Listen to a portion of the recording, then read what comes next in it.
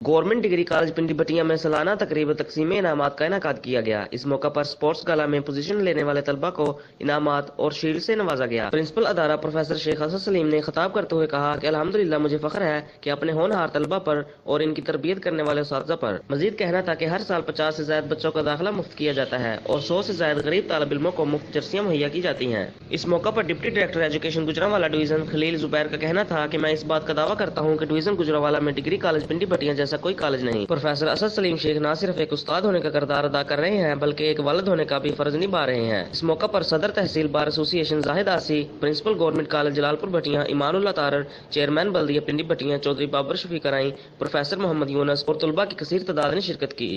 हम लाते हैं top news, आपके फेवरेट टॉक शोज और अनलिमिटेड एंटरटेनमेंट सिर्फ यूट्यूब पर।